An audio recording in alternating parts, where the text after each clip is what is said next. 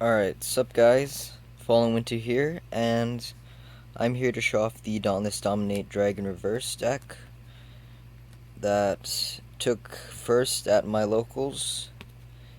It's a pretty great deck. It destroys everything. It's pretty great. I kinda like that. Especially since I had to go up against a Blau deck and a Link Joker deck, which pretty much helped me win just because they couldn't do much after that. So, we'll start off with the starting Vanguard, the grade zeros. So, Dragon Knight Sadig is my starting Vanguard, and this thing is amazing.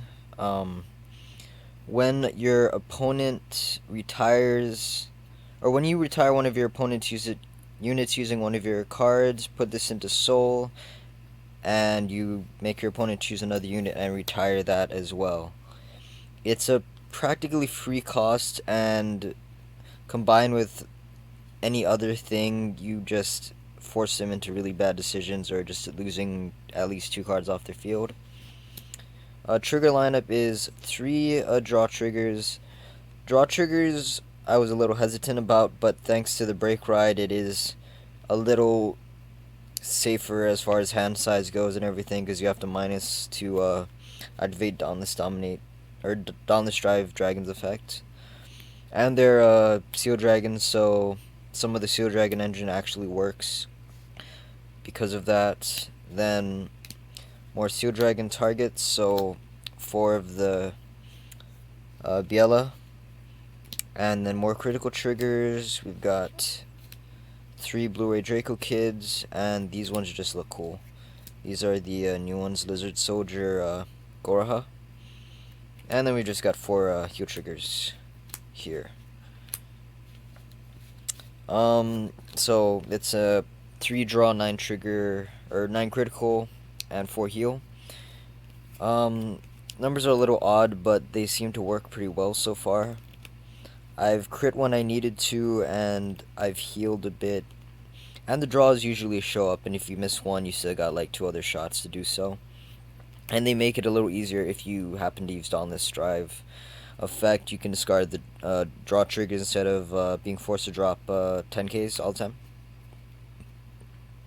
So the grade 1 lineup, sorry about that, is 4 Seal Dragon Running Cross, your basic Perfect Guards, and their Seal Dragons for the engine. We've got 2 of the Diablo Drive Dragon, sorry. They're 10k attackers for Dauntless. They're there for in case I need that random attack or something. Then 4 Seal Dragon Cursey, because grade lock moments, these things are lifesavers sometimes, or they just give you that extra chance. Or if you have way too many grade 3s in hand, you just toss them and you can search out potentially better guard. Then we've got 3 of these, because bars are AK vanillas, and with the cross ride you swing for 21 by himself. And lastly, the random card, but works pretty dang great, is the Explosive Claw Seal Dragon Knight. They're 6Ks, but when they attack grade 2s, as long as you have a Cargo Vanguard, these are 9K attackers. So you pull one from your hand randomly, you toss it onto the front row and swing at their 12K attackers, and they don't know what happened to them. It's kind of nice. They're just not expecting the extra swing at them.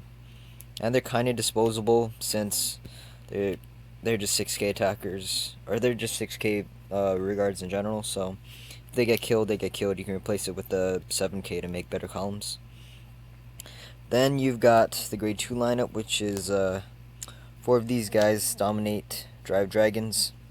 They're the basic 12K attacker for Dauntless cards.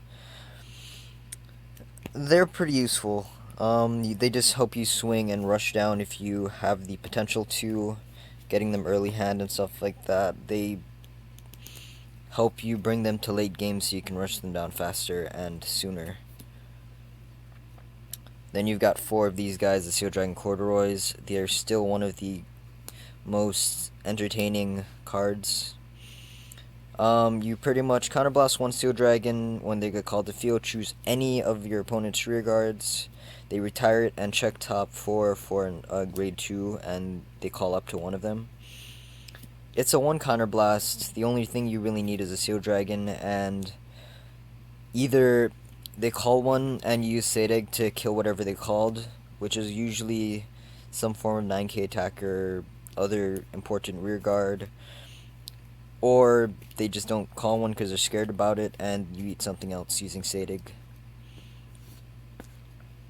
And lastly, the 2 Hunger Hill Dragons, Steel Dragon targets, and they're 10k attackers. When you ride them, and your opponent happens to ride a 9k and their 5k starting Vanguard booster, you just drop a 10k and you no pass them. And then they drive check the critical and they become really sad.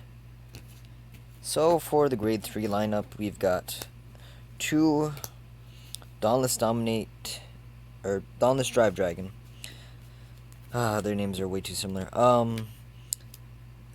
You can run 4 of him. I honestly was going to run 4 of him beforehand, and it works pretty great that way just because you're almost guaranteed the cross ride. And with 4 of them, you can also set up plays where if you have the hand, you can break ride into the other Dauntless Drive Dragon, and then break ride into the Dauntless Dominate Dragon, and you get multiple turns where you restand and attack.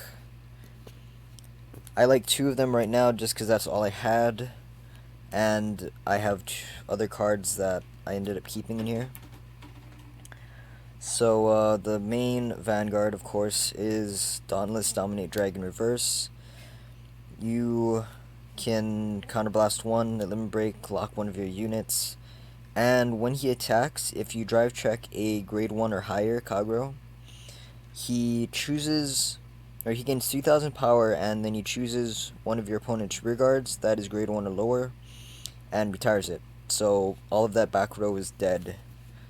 So they can't really boost very often, or if they do, they have to keep calling out cards, and you can just keep eating them.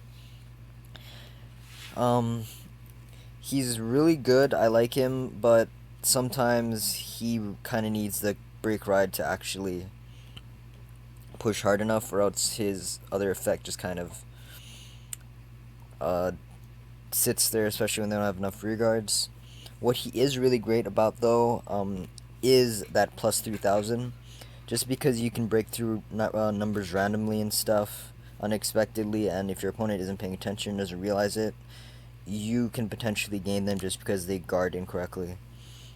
For instance, if I swing at them, and this is a 13, and I have like a 7k attacker, or even, I'm not even cross-ridden, I swing for 18, when I activate his effect, I become a 21, meaning that a 1 to pass does not really help you because I can hit the trigger, become a 23, and then drive check any other card in this deck and gain 3,000, and I'm a 26 attack already. So half the time it becomes a situation where they're forced to either 1 to pass me or no pass me, which makes him really scary, especially when you can attack by himself, and if you activate the effect without boost, he's still a regular attack essentially, because the lowest number he'll hit for is a 11 plus 17. It's really scary when your opponent realizes they have to not want to pass you or they die. And then we've got Cruel Dragon, which is surprisingly amazing in this deck. He's been doing an awful lot of work thanks to the potential to superior ride off of Corduroy, and just his general limit break is actually quite decent. You attack, counterblast 1, soul blast 1, and retire anything that's grade 2 or lower. So he's basically a counterblast 1 version of Berserk Dragon. And then he has the other ability to superior ride. If you have a grade 2 or higher Vanguard, you reveal him during main phase, rest your Vanguard, and if you retired something during main phase, then you can superior ride him and he loses 3,000. So he's an 8k by himself. Yeah, he helped an awful lot considering I had to play against a Blau deck, like I said, and he was just sitting there eating his rear guards constantly, so he didn't have any Blaus to attack with and restand Vanguard. So the entirety of our match, he just had no rear guards to punch with, which helped a lot in that matchup. Um, that's the video. If you guys want to see anything else, other deck profiles, we'll try to build them if we have the time and money. We'll be doing more lock on victory videos soon, so leave stuff in comments if you want to see things happen. I believe the next one I'm going to try to get done is a Pale Moon deck, like someone requested, so look forward to that. See you in the next video.